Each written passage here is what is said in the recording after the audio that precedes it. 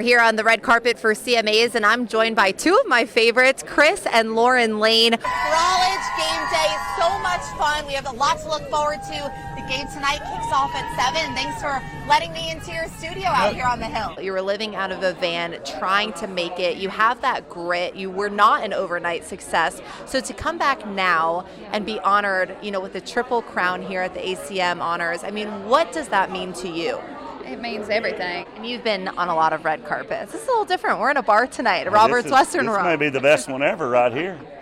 A lot of closest I've ever been to cold beer and a red carpet. Donovan Odom, Titans cheerleader and team captain, is making history as the first ever male Pro Bowl cheerleader, and he's in studio with us today. Donovan, thank you so much for joining us. I mean, what an amazing accomplishment. What was it like to cheer at the Pro Bowl? Kick off your summer here at Summerfest at Geodis Park.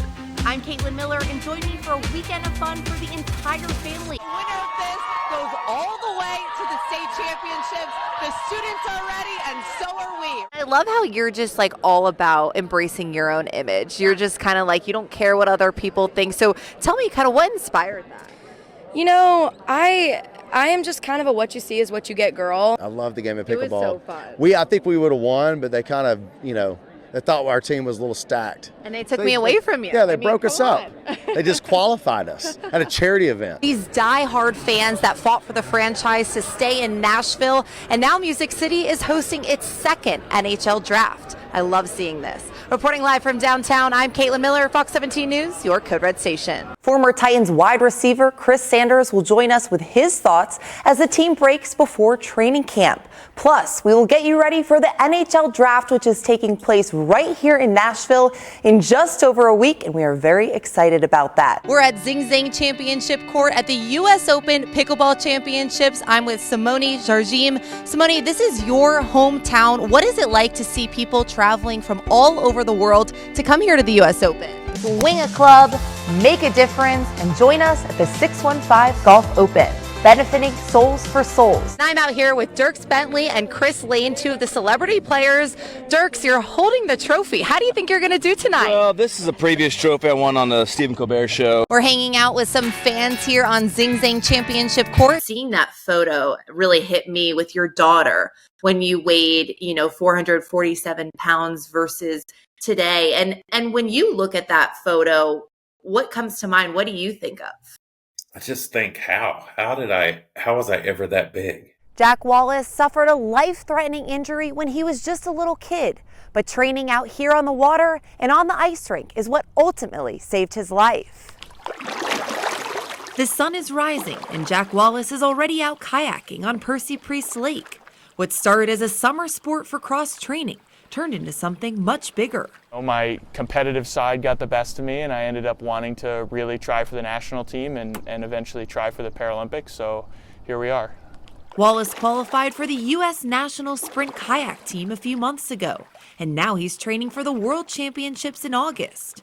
His most recent accomplishments seem like a dream come true, but it really started out as a nightmare. In my opinion, I should have died that day. In July of 2008, the propeller of his family's boat hit Wallace while water skiing at 10 years old.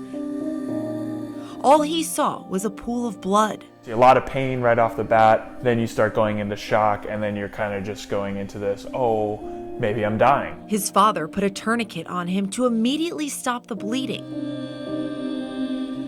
Then they were able to get professional help, and he was life-flighted to a trauma center where he spent 3 days in a coma.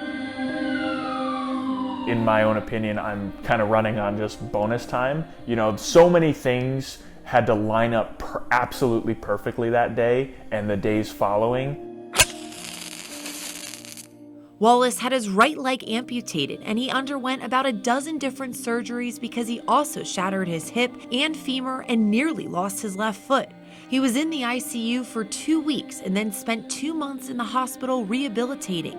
And against all odds, he made it to the first day of school that September. Really, after that was really when it kind of started to set in, like, oh, you're not going to be playing hockey anymore. You're not going to be going out for football anymore. You're not going to be doing all these things you used to do. And that, those first few months, that first year was brutal.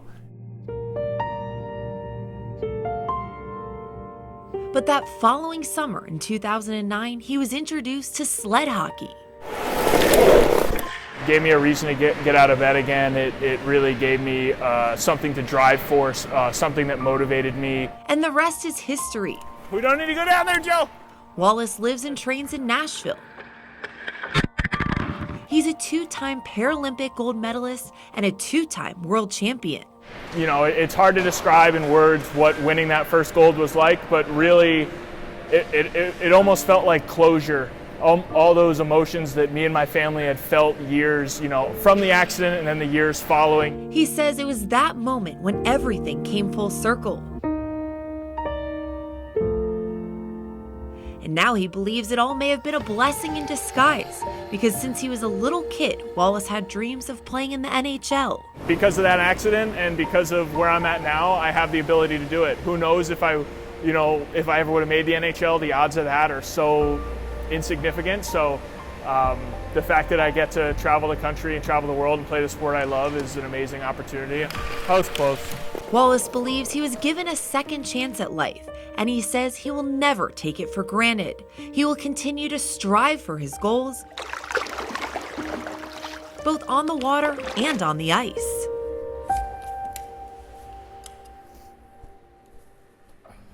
Very few Paralympians and Olympians compete in both the Winter and Summer Games, and Wallace says he'd love to medal in both in the future.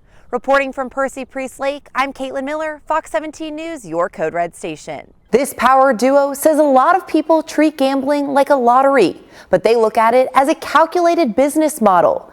Their algorithms and data have led them to become the top sports gamblers in the world. Dude, they're getting ready to score. This is Tim Barker, the third biggest player in the world for DraftKings. You're too early. Don't hedge yet. And this is Mike McClure, the full-time sports analyst and data scientist. Overtime is where underdogs go to die. These two are now in sync. They met each other playing pickleball at their apartment complex in downtown Nashville. We just had never met at that point, and like, oh, this must be the guy. And ever since, we went to breakfast the next morning and been betting on sports. They talk every day about the games they're placing bets on. I'm running 10,000 simulations on every game. McClure builds algorithms to determine the best outcome. Oh, I think it's all about just watching the game and knowing what the next play is going to be. And then Barker weighs in with his knowledge. Kind of my catalog of many years of watching the same team. To make the most calculated decisions. Barker says sports betting has become one of the fastest growing businesses in the world, making it a multi-billion-dollar platform. And people in Tennessee could legally start placing bets 2 years ago. But Johnny Avello, DraftKings race and sports director, says people like Tim Barker and Mike McClure are in the 1% of sports betting. Those professionals are far and few between. And like I said, it's more than just putting an hour or two in it today. It's a full-time job with a lot of work involved. Barker and McClure say their success with sports betting has led them to a lot of sportsbook partnerships and bucket list travel opportunities, like the LSU Ole Miss game. Or the LSU Alabama game, where Barker hit a 7-team parlay. This is like every team's nightmare to face the Ravens defense in prime time. But win or lose, Barker and McClure say they are always looking at the next bet.